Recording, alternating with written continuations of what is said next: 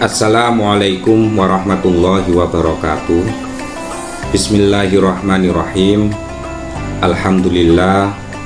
Wassalatu wassalamu ala rasulillah Sayyidina wa maulana Muhammad ibn Abdillah wa ala alihi wa sahbihi wa mawalah la nabiyya ba'dah. Al-Mukarram, para alim, para ulama, wabil khusus para hadirin yang dirahmati oleh Allah subhanahu wa ta'ala.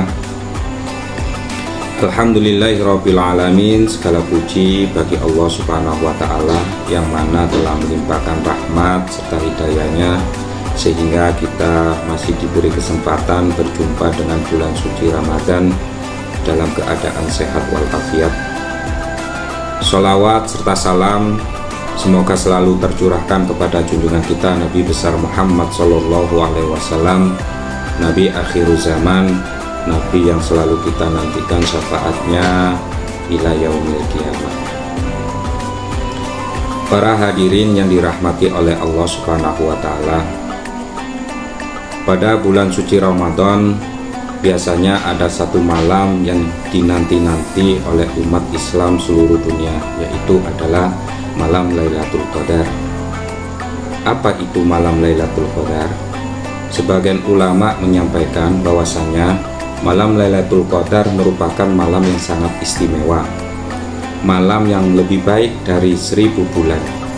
Dan Allah berfirman dalam Quran surat Al-Qadar ayat 3 yang berbunyi, Lailatul Qadri khairun min alfi syahr, yang artinya Lailatul Qadar itu lebih baik dari 1000 bulan.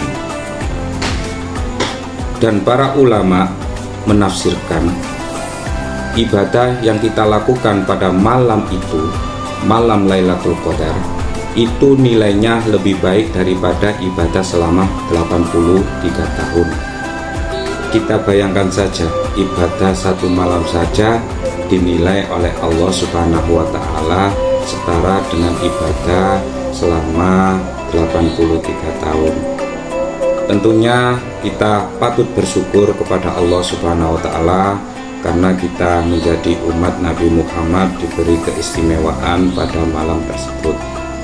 Para hadirin yang dirahmati oleh Allah subhanahu wa ta'ala, malam penuh ketenangan dan kedamaian itu merupakan malam Lailatul Qadar.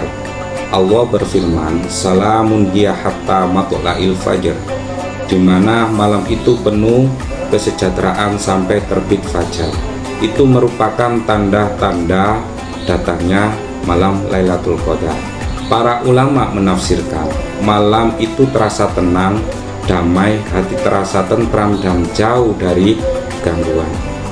Kemudian tanda-tanda yang muncul ketika datangnya malam Lailatul Qadar, Allah juga berfirman, Tanazzalul malaikatu waruhu fiha, pada malam itu turun para malaikat untuk menyampaikan rahmat atas perintah Allah. Malam itu dipenuhi keberkahan karena banyaknya malaikat membawa rahmat atas perintah Allah untuk seluruh umat manusia yang beribadah pada malam Lailatul Qadar.